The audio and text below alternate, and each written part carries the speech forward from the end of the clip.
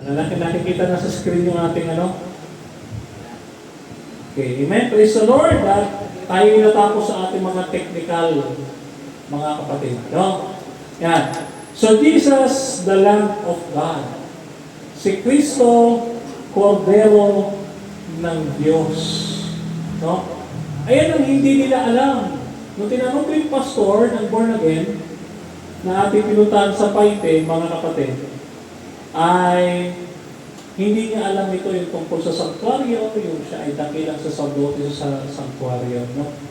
Dito, kita po ninyo, mga kapatid, ako po ay dating seminarista sa St. Paul Bible Institute and Seminary, o St. Paul of the Cross. Diyan po sa Phase 9, sa Bagong Silang, Caloocan. Yan. Kaya po ang aking membership ay nandiyan sa Hillsview, Caloocan, bagaman ako ay nasa Marikina. Ako po ay naging Adventist diyan po sa Caloocan. No? So kapag hinanap ninyo yung aking Facebook, makikita nyo doon, pati yung assistant ng Papa sa Roma, yung papal nuncio na may malaking corona, kasama ko sa picture, yan. Katunayan mo talaga yung deboto talaga tayo. So, ito po mga kapatid, nakita po ninyo, Latin ito. Ayan, Latin. O yung John 1:21, John 1:29 ni Latin natin. Alam niyo, naalala ko kasi, nung ako'y nasa seminary, Latin kami kung mag-chanting. Sabi diyan, Altera Dei videt Johannes Jesum veniget tem ad se et ac Agnus Dei qui tollis peccata mundi. Di ba, pagka kayo'y nagsisimba sa Katoliko noon, di ba, pagka mabanggitin, Kordero ng Diyos na nag-aalis ng kasalanan, di ba, minsan kakantahin, Agnus Dei qui tollis peccata mundi, miserere nobis. Ano ibig sabihin nun? Kordero ng Diyos, Jesus, Kordero ng Diyos, na nag-aalis ng kasalanan ng sanglibutan, maawa ka sa amin. Yun po ang ibig sabihin niyan, mga kapatid. No? Yan. Bakit po napakahalaga nito? Yung John 1:29. Si Jesus bilang Kordero ng Diyos. Alam niyo, mga kapatid, hindi ko iisipin, hindi ko aakalain na magme-message ako ng ganito. Kasi ako'y Adventist na eh. Pero, alam niyo, napakaganda ho ng koneksyon at kaugnayan ng ating pag-uusapan ngayong umagang ito. No? Bakit? Kasi ang bida, hindi po ang iyong pumalit na lingkod, kundi ang ating Panginoong Jesucristo. No? So, ano po yung sinasabi sa atin ng Biblia? The Lamb of God being foretold in the Old and New Testament, may plano po kasi ang Diyos mula nung magkasala ang tao kay Adan at Eva. Tandaan ninyo, mga kapatid, ang pagkakasala is more on relational, not behavioral. Ano yung sabihin ng Brother Denmar na sin is relational more than behavioral? Ilang beses po ba tayo magkakasala para pumunta sa impyerno? Para tayo ay masunog sa impyerno? Ilang beses po tayo magkakasala? Sa tingin niyo po? Sa tingin niyo, mga kapatid? Isa? Isa? Sure kayo? Isa lang. Mapupunta na kagad sa impyerno, agad agad. Hindi dapat pala, ngayon pala, nandun na tayo. Ang dami, sa araw-araw pa na. Sa buong araw, mga kapatid, hindi natin mabilang ating kasalanan. Baka nga mamaya, paglabas natin dito, magtitismis tayo eh. Ba? Kaya sabi ng mga kapitbahay, "Hoy, isisimba na yung banal." Sisibalin sa santo. Pagka nasa bahay, ang galing eh. Para sagot sa magulang, no? Yung naninira ng kapwa, no? Pagdating ng Sabado, ang tino-tino, bakit kaya? Kaya dito, nakikita natin bakit hindi tayo nagiging ilaw sa sanglibutan. Kasi may gano'n eh. Laodicean spirit. No, mga Laodicean spirit. Okay? Yung Laodicean spirit, ito yung tayo ay malaki niya. Aktibo tayo sa paglilingkod, pero tayo pala'y patay sa pananampalataya. No? Magkasama po yan, no? So, tayo ay nagkasala laban sa Diyos. Ilang beses tayong dapat magkasala para mapuno sa impyerno, hindi lang isa. Ang sabi ng Biblia, kung ating sinasadya ang ating kasalanan, pagka sinabing sinasadya ilang beses? Marami. Wala nang haing natitira pa para sa kasalanan. No? Pagka sinabi sinasadya, marami. Ibig sabihin, mga kapatid, halimbawa, sa isang asawa, ang Diyos at tayo, itinulad sa mag-asawa na magkatipan. Pag po magkasala kayo sa asawa ninyo, isang beses lang, isa lang, mapapatawad ba kayo? Pwede. Magkasala kayo dalaw, pwede. Pero pag paulit-ulit na, ano sasabihin ng asawa nyo? Sawa na ako sa'yo. Ayoko na sa'yo. Mag-iwalay na tayo. Ha? Ganun din sa Diyos. Isaiah chapter 59 verse 2. Kapag tayo, mga kapatid, nagkakasala laban sa Diyos ng paulit-ulit. Yun ba? Itong araw na to, nagsinungaling ka, humingi ka tawad. Kinabukasan, nagsinungaling ka naman, humingi ka ng tawad. Mabuti ba, maging Pinocchio ka na lang. Humaba at ilong ka kasi sinungaling. Pag at least, alam mo na bawal magsinungaling. Pero dito mga kapatid, ang unang kasalanan ng tao, hindi pagkayo, kundi pagpili. Kaya sa darating na eleksyon, mga kapatid, pumili kayo ng tama. Huwag kayong boboto ng pro-abortion, ng pro-death penalty, pro-same-sex marriage, and pro-divorce. Tayo'y mga Kristiyano, mga kapatid. Yan. At meron tayong boses, mga kapatid, sa Kongreso. Yan.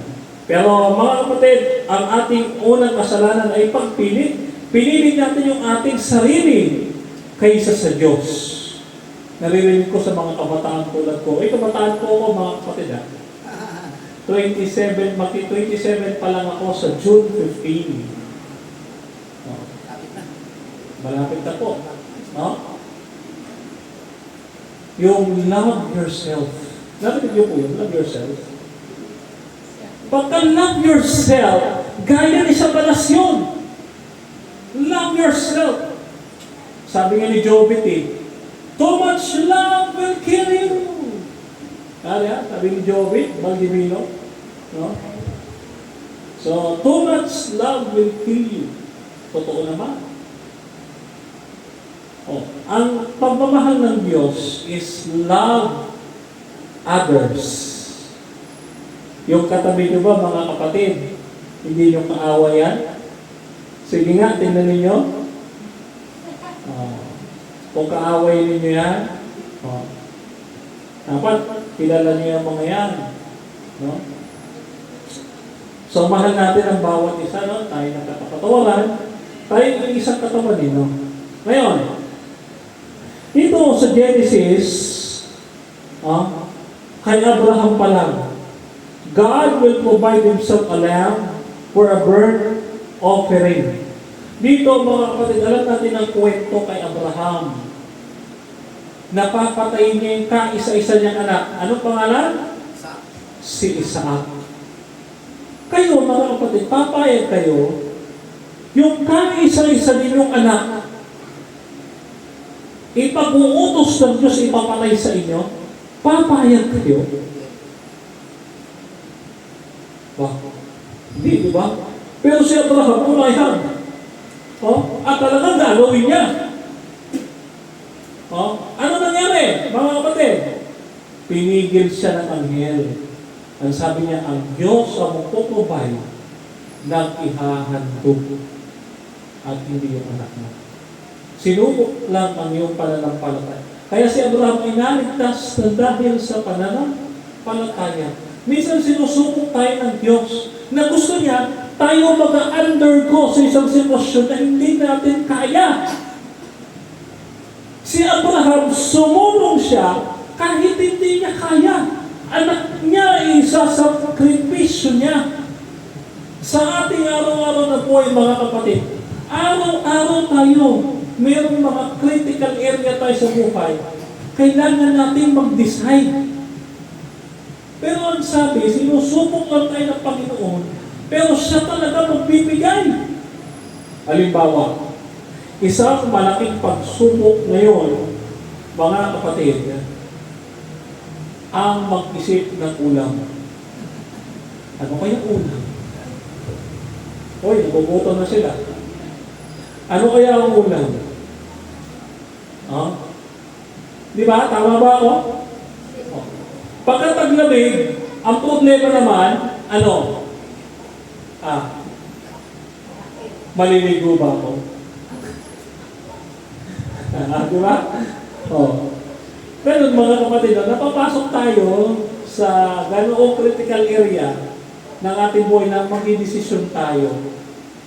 Parang yung jowa ko, naipit ako, kailangan kong i-let go para mag-grow ako. Yan. Okay lang, masaktan ako, basta mag-grow ako, mga kapatid. Parang ganito yan, yung ating priority, ibigay muna natin sa Panginoon. And all things shall added to us, mga kapatid. So, the lamb should be without blemish. Dapat wala kapintasan, mga kapatid. Kaya sabi diyan sa sulat ni Ellen White, sa The Higher Calling, yan, nasa inyong screen, Christ was the lamb that was slain. Si Kristo ang kordero ng Diyos na umako ng ating mga kasalanan. So Christ Himself was the originator of the Jewish system of worship in which time and symbols are shadowed both spiritual and heavenly things. Today, we are living when the time has not the antitide in the offering of Christ to the sins of the world. So, si Kristo, ang kordero ng Diyos na hinulaan at kinatuparan ng mga propesya.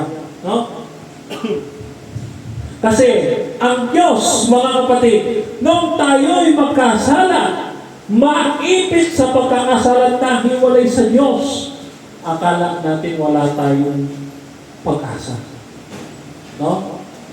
Meron nangako ang Diyos, ang iyong binhi, Genesis chapter 3 verse 15, ang iyong binhi, ang tatalo at tutulog sa ulo ng ahas. Ipinanganak ni Maria, Ipinanganak ni Maria na ina ng ating Panginoon sa laman at sa mga kapatid ay namatay para sa ating mga kasalanan. Ganon kabuti ang Diyos. Hindi niya hinahayaan na may problema tayo, wala siyang solusyon. Meron at meron at meron. Ang pinakamalaking problema ng tao, kasalanan. At isa lang ang solusyon. Si Kristo na kordero ng Diyos na dapat nating piliin, mga kapatid, na tanggapin sa ating buhay. Hindi tayo ipapasok ng Diyos sa malaking problema nang walang solusyon. Pinahintulutan niyang mangyari yun, mga kapatid. Isipin mo, isipin natin. Si Brother Jerry na namatayan ng buong pamilya sa aksidente sa SCTEX, bakit pinahintulutan ng Diyos? Nasa ng Diyos sa trahedyang yun. Hindi niyo ba nakitanong? Siguro tanong ni Brother Jerry yun. Bakit namatay yung aking buong pamilya? Ako, binuhay pa ako ng Panginoon. Bakit? Kasi gustong ng Diyos mapatatag ang kanyang pananampalataya. Sinusubok siya. Kinakailangan masakripisyo po ang pamilya niya para makita niya sa buhay niya na dapat lalo siya magpakatatag sa kanyang pananampalataya. Alam niyo, napakaganda. Ako'y naiiyak na tulad. Paano nagawa ng ating kapatid makapagpatawad doon sa sumagasak sa kanyang pamilya? Ang sabi niya, gusto pa daw niya ituloy yung kumpanya ng bus na sumagasa sa kanyang pamilya. Isipin niyo, mga kapatid, kung tayo yun, katulad sa Naiya, yung aksidente sa Naiya, nakita niyo yung ama nung nasa gasaan, galit na galit. Pero si Brother Jerry, iba si Brother Jerry. Mga kapatid, hindi siya nagalit. Instead, magalit siya, naging mapagpatawad siya. Iba ang Adventist sa ibang relihiyon. Hindi nila nakikita ang Kristo. Tayo nakikita natin sa ating buhay. At dapat natin i-share sa iba, mga kapatid. Sabi dito sa Isaiah chapter 53, verse 6 to 7, "But He was wounded for our transgression.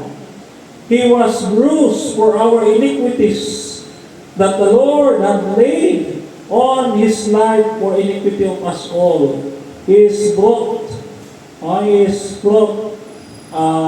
a cross," mga kapatid, para pagbayaran ang ating mga kasalanan. Si Kristo ang nagbayad ng ating mga kasalanan. So, for the life of the flesh is in the blood, I have given it to you upon the altar to make an atonement for your souls. It is the blood that maketh an atonement for the soul. Leviticus chapter 17, verse 11. Kung hindi po dadanak ang dugo, walang kapatawaran ng kasalanan, mga kapatid. No? Bakit? Bakit dugo ang hinihingi ng Panginoon? Bakit? Naisip nyo ba? Bakit dugo ang ginamit ng Panginoon? Pwede namang halimbawa pumunta na lang si Kristo. Hindi ba naisip nyo?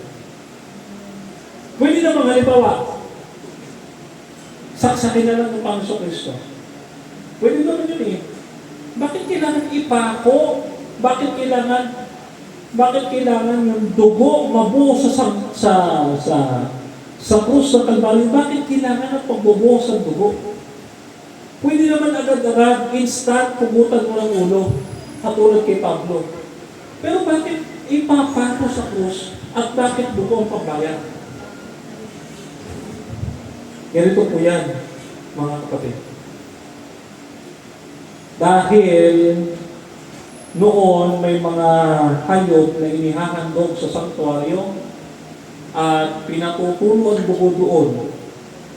Ang pari sa panahon noon, pagka kayo nagpahayag ng kasalanan sa pari, ibubudbud yung dugo ng hayop doon,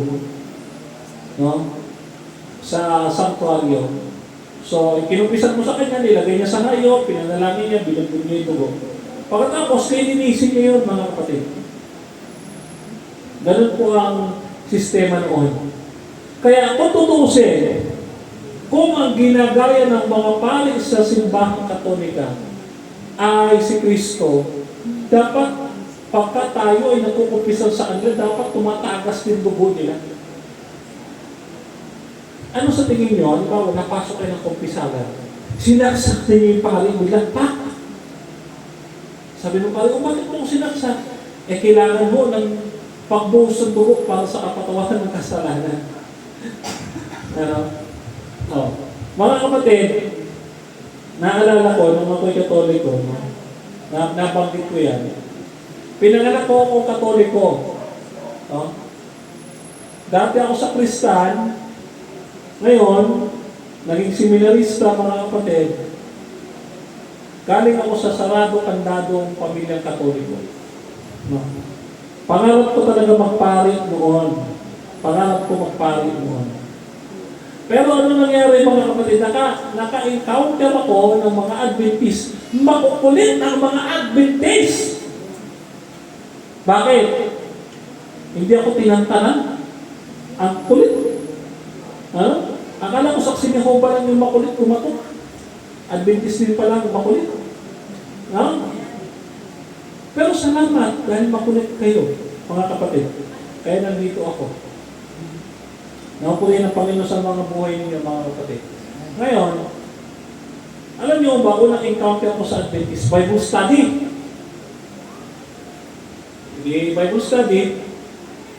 Ito, medyo masailan to, mga kapatid, ha?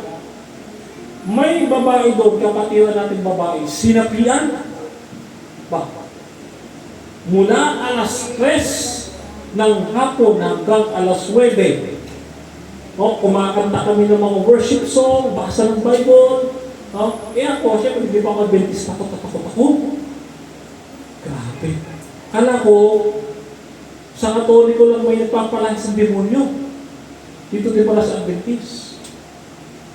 Dumating si Pastor Gerald Paulino. Kilala niyo si Pastor Gerald Paulino? Hindi nyo kilala, no? Doon sa party ng Fairview or Novaliches, no?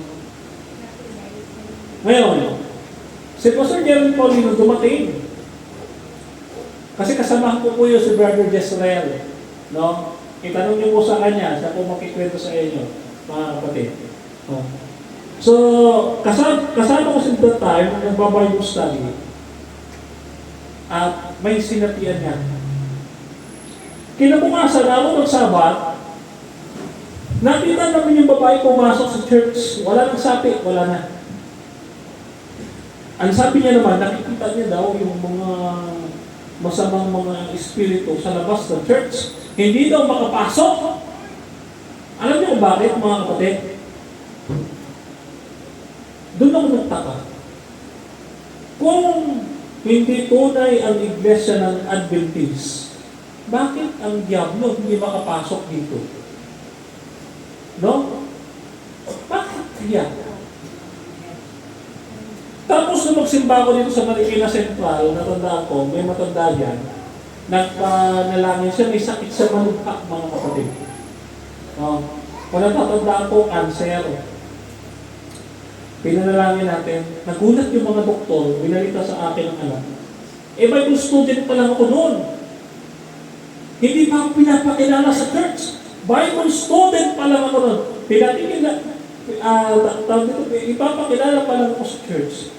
Pinag-pray over ko, gumaling mga ako. Nagulat ako, praise the Lord. Lord, ano ba pinapakita mo sa akin, Lord?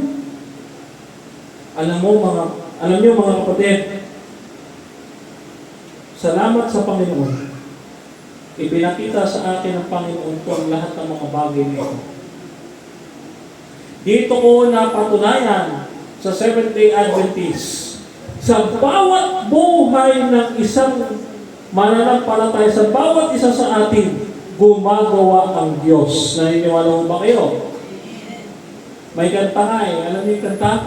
Alam kong ba'y magagawa ang Diyos.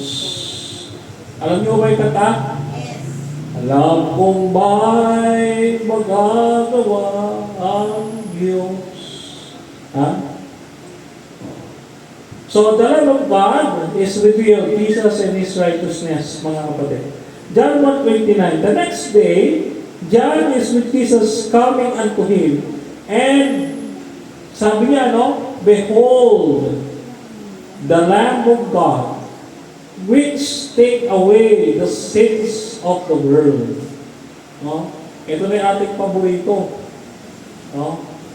Kordero ng Diyos na nag-aalis ng mga kasalanan ng sanglibutan. No? Baka ito, mga kapatid, nabasa natin, si Juan, ano sabi ni Juan nang dumating si Kristo? I must decrease, Christ must increase. Dapat bumaba ako, si Kristo ang itatanghal ko. Ang tanong sa ating buhay ba, katulad tayo ni Juan, mga kapatid, na hindi nagmamalaki sa harapan ng Panginoon? Sa 1 Peter chapter 1, verse 18 to 19, sabi diyan, but the precious blood of Christ, as a lamb without blemish and without spot. Okay? 2 Corinthians 5:21, for he had made unto him to be sin for us, that we might become the righteousness of God. So dito, ina-highlight natin mga kapatid na wala tayong magagawang anumang mabuti. No? Hindi tayo magiging matuwid sa harapan ng Panginoon dahil lang may ginawa tayong mabuti. Tayo ay naging matuwid dahil sa tulong ng ating Panginoong Jesucristo. No? Sa tingin nyo ba mga kapatid, tayo ba ay gumising ng maaga kung hindi tayo ginising ng Panginoon? Sa tingin nyo ba makakakain tayo ng almusal kung hindi binigay sa atin ng Panginoon? Sa tingin nyo ba mga kapatid, bago tayo pumunta dito, nakapunta ba tayo ng ligtas? Nang dahilan sa ating sarili, di ba hindi? Lahat ay sa tulong ng Panginoon. God first, mga kapatid.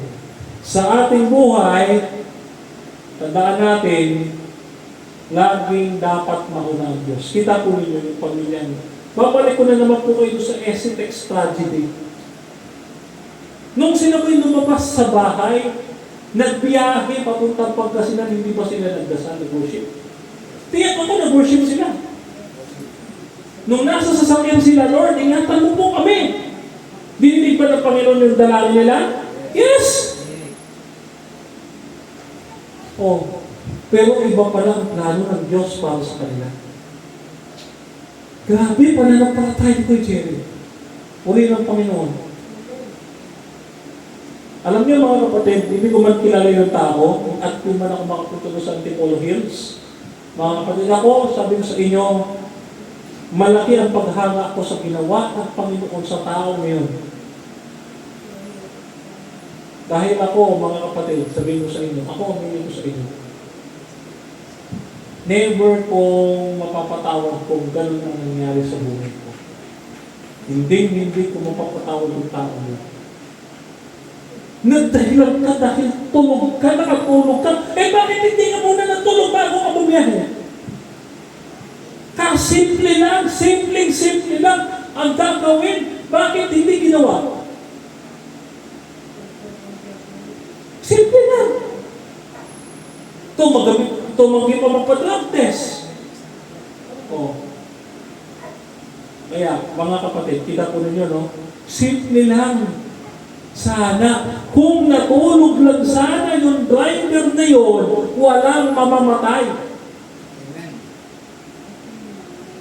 Pero bakit pinahintulot ng Panginoon?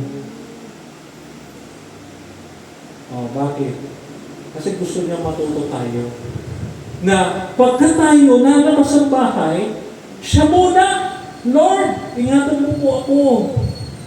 Saan po ko mapunta? Gabayan niyo po yung aking mga paa. Kung saan man ako dadalhin ng Espiritu Santo. Huwag ho sa mga masasamang lugar. No? So, mga kapatid, dito sa Romans chapter 3, verse 21 to 26, ang lahat nga ng tao ay nagkasala. No? So, the righteousness of God, which is by the faith of Christ Jesus unto all and upon all them that believe. Kanino ang ating pananampalataya? Kaya wala tayong may pagmamalaki sa Panginoon eh. Maniwala ka sa hindi. Mga kapatid, biblical, ang pananampalataya ito, hindi sa atin. Efeso 2:8. Kanino? Galasa 2:20. Ang pananampalataya ng aking kinabubuhay ay ito'y sa anak ng Diyos na sa akin ay umibig. Kaya sasabihin mo, Lord, may pananampalataya naman ako eh. Pananampalataya naman ako sa iyo. Pero bakit kung ginawa sa buhay ko to? Dapat ba ipagmalaki natin sa Panginoon yung pananampalataya natin? Hindi. Siya ang nagbigay nito, mga kapatid.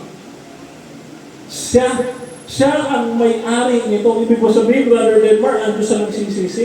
Hindi. Tayo.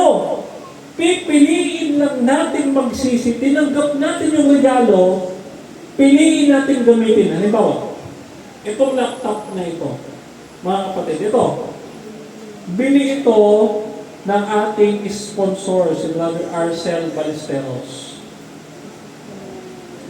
No? Uri ng Panginoon sa kanyang delegasyon sa pagtulong sa gawain ng Panginoon. Bigay ito, regalo. Nasa akin kung pipiliin kong gamitin o hindi. Gayon din ang pananampalataya, pipiliin din natin. Ibinigay sa atin dahil wala tayo niyan. No? Sabi niya, for all have sinned and come short of the glory of God, being justified freely by His grace through the redemption that is in Jesus Christ. When God had poured in to be a propitiation through faith by blood. Yan, no? So, yung righteousness sa Panginoon, mga kapatid, ay napunta sa atin dahil namatay ang Panginoong Kristo. Siya na matuwid ay nagkasala sa harapan ng maraming tao. Pinatungan siya ng kasalanan. Katulad ng kordero doon sa sanktuaryo, pinatungan siya ng kasalanan.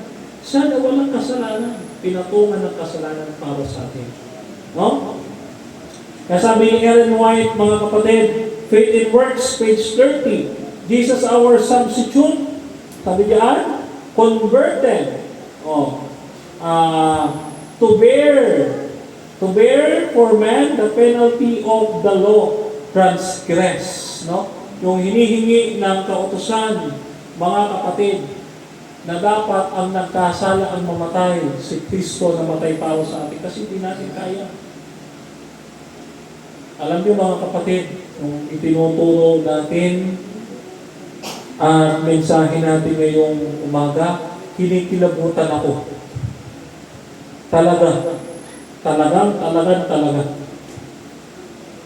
Nung ako ay nasa seminaryo sa St. Paul of the Cross Seminary dyan po sa Caloocan, tandaan po ninyo ang pangalan, St. Paul of the Cross. Ang aming motto diyan sa loob ng seminaryo, we are crucified with Christ. Tayo ay ipinakong kasama ni Kristo. Kinikilabutan ako sa tulong dahil yung buhay na dapat kinabubuhay ko, mga kapatid, sa seminary, lubos ko na unawaan sa Adventist at ngayon, pinagminilayan natin. Salamat sa Panginoon, dinala niya ako sa iglesia ito. Amen. Hindi ko pala kailangan ng 10 taon sa seminaryo para maintindihan ko ito. Hindi ko pala kailangan isang prepisyong humiwalay ako sa magulang ko para maintindihan ko ito. Simple lang. Simple lang, magbasa lang tayo ng Bible. Bible lang ang ating pagbasahin, wala nang iba. No? Salamat talaga sa Panginoon na kilala ko ang Adventist, mga kapatid. So the Lamb of God was crucified. The salvation secured at the cross. Eto. Si Brother Denmar, minsan na pagkakamalang osos. Alam niyo, osos? One saved, always saved. Yung ligtas na, forever na ligtas daw. Okay. The question is, pagka ba ligtas na, parating ligtas pa rin, kahit magkasala? Hindi. Ang tanong ko, mga kapatid, kayo ba iligtas na? Amen. Ligtas na ba kayo, mga kapatid? Amen. Sure kayo? Amen. Yes, sure tayo, mga kapatid. Ang kaligtasan ay tiniyak ng ating Panginoon sa krus. Amen. Yun nga lang, may gagawin tayo. Tatanggapin natin siya.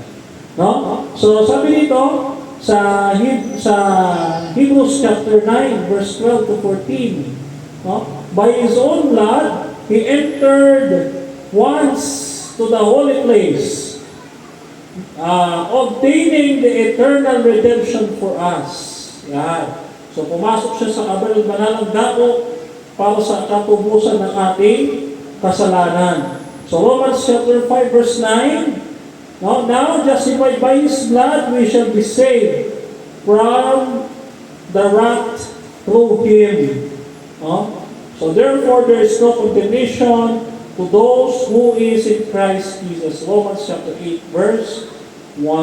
Tayo ay nakatitiyak ng ating kaligtasan kay Jesus. Pero kung ito ay mananatili tayo. Kaya nga may kanta eh.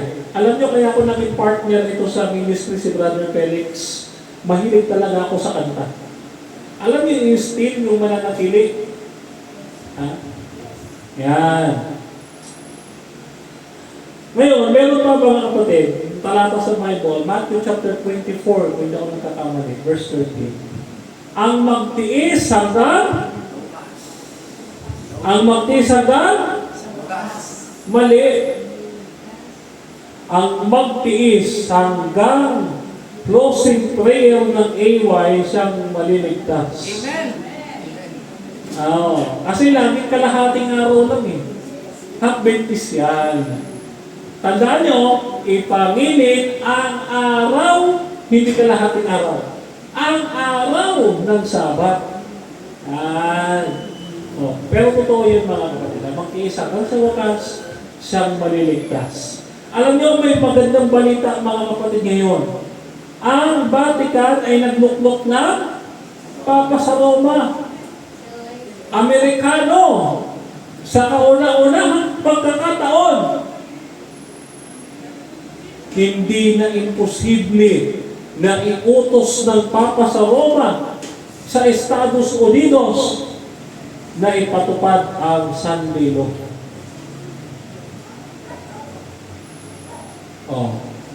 Diba? Tama?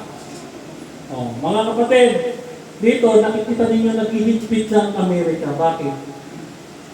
May kausap ako doon na kapatiran natin sa Amerika from Washington. Sabi niya, yung mga homosexuals doon sa Amerika ay pinagbabawalan na. At nagtatag si Donald Trump ng Commission on Religious Liberty. No? At ang naging presidente nga nito ay Adventist, na supposedly dapat hindi talaga. Pero, mga kapatid, ngayon man, nakikita natin humihigpit na ang Amerika. Humihigpit na siya. Yung dating malayang Amerika, ngayon humihigpit na. Ang tanong, dahil nakikita-kita na natin malapit ang oras, handa na ba tayo umuwi sa ating tahanan sa langit? Amen. Gusto nyo na ba umuwi sa langit? Amen. Pero walang gustong mauna. Sabay-sabay. Okay. So, sabi ni Ellen White, Testimonies for the Church, Volume 8, page 287. Christ crucified for our sins, Christ risen from the dead. Christ ascended on high, a science of salvation that we have to learn and to teach. Ang pananampalatayang ikaliligtas natin ay nasa iisang parirala lamang ayon kay Ellen White. Gusto nyo, sabayan nyo ko. Si Kristo'y namatay, si Kristo'y muling nabuhay, si Kristo'y muling babalik. Yan ho ang Ebanghelyo. Yan ang ating kaligtasan. Mula nang mamatay si Jesus hanggang siya'y bumalik. Ang tanong, handa na ba tayo sa kanyang pagbabalik?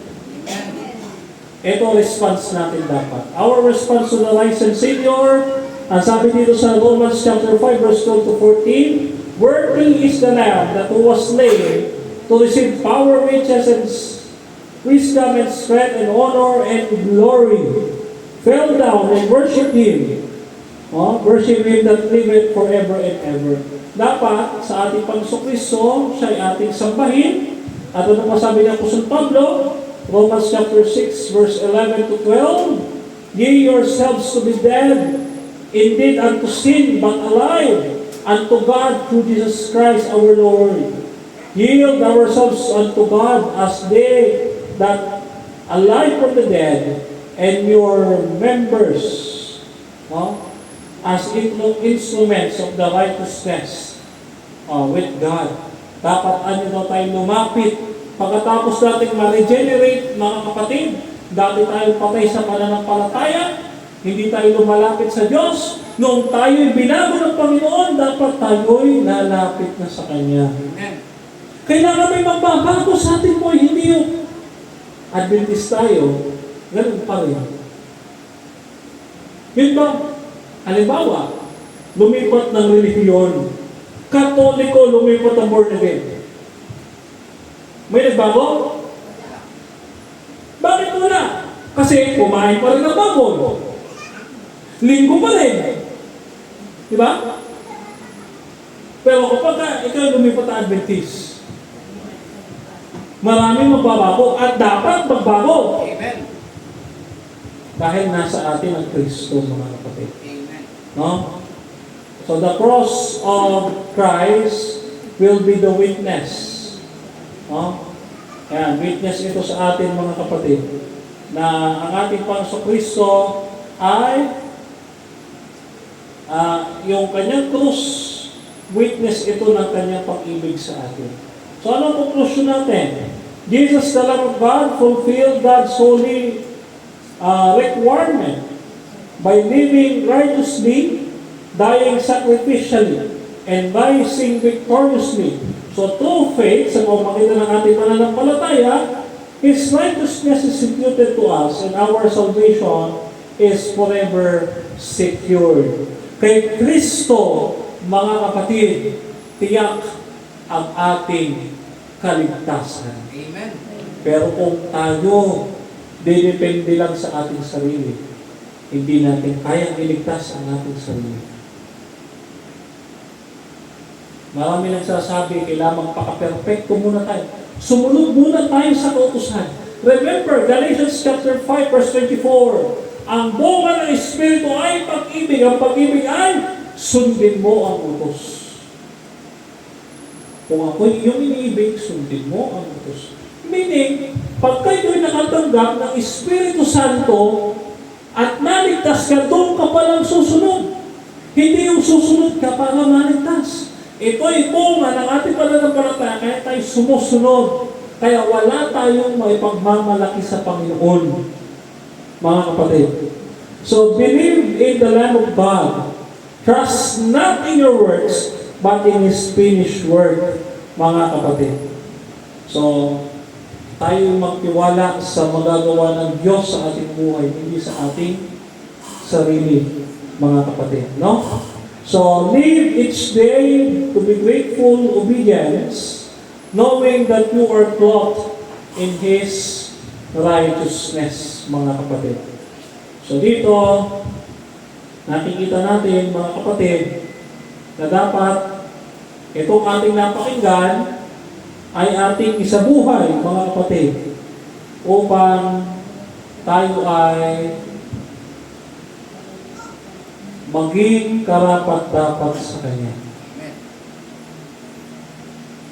Kasi mga kapatid, alam nyo, nung ako ay noong 2020 or 2021, nung backslide ako sa Adventist. Totoo yan. Hindi ko kinakahiya sa inyo sabihin nyo, nag-backslide ako. Nang kaunting panahon. Hindi ko naramdaman ng Diyos. Huwag kayong lalabas dito. Walang Diyos diyan sa labas. Hindi kayo magiging masaya. Alam nyo, layman ako ng Marikina Church, nung magkatampuhan kami ng pastor, kung kilala nyo si Pastor Contribucias, nagkatampuhan kami, nag-away kami, mga kapatid, umalis ako ng Adventist. Pero, pinaalala sa akin ng Panginoon kung sino ako. Adventist ka. Alam mo ang totoo. Bumalik ka. Sabi niya sa akin. So, kaysa lumaban ako ng lumaban sa mga Adventist, 2 debates, kaysa lukuhin ko yung sarili ko, mga kapatid, bumalik ako dito sa Adventist. Bakit? Dahil sa pagmamahal ko sa Panginoon. Kung ano sabihin ng Panginoon sa akin, yun ang susundin ko. Siya ang dahilan kung bakit nandito ako. Mga kapatid. Kaya nagpakumbaba ako sa Panginoon. Sabi ko, Lord, bali po yung ginawa ko. Humingi ako ng tawad sa ating pastor. Kaya ito, mga kapatid, ang mga pastor at ating mga elder inilagay sa church para maging gabay natin. Magpasakot tayo sa kanila. No? Gaya naman ni Kristo na pastor ng mga tupa. Amen. So mga kapatid, nawa natuto kayo sa kwento ng aking buhay at siyempre sa kwento ng buhay ng ating Panginoon na siyang namatay para sa bawat isa sa atin, para sa ating mga kasalanan. Ngayon, bago tayo magtapos, meron akong tanong na iiwanan sa inyo. Ang tanong natin, mga kapatid, ay ito. No? Handa ba kayo, mga kapatid? Handa ba kayo na iwanan or mawala kayo sa sarili? Yung itanggi, yung pagtatanggi natin ng ating sarili. Alang-alang sa pagtanggap sa Panginoon na siyang dapat mabuhay sa atin.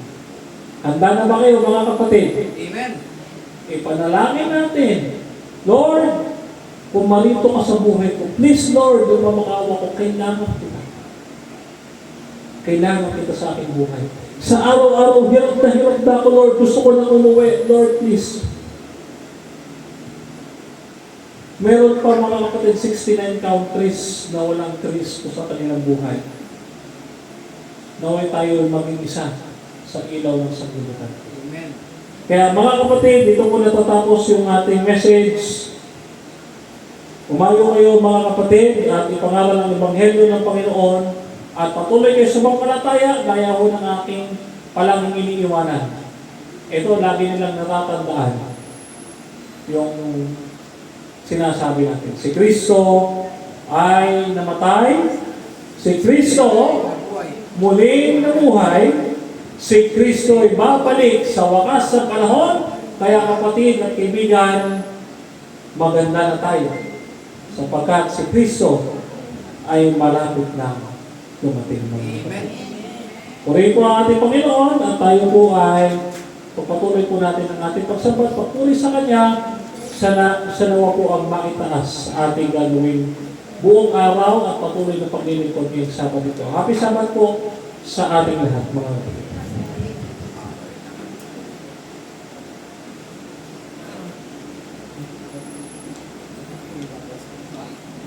Meron may pag-ating mag-ating. Ay, sorry.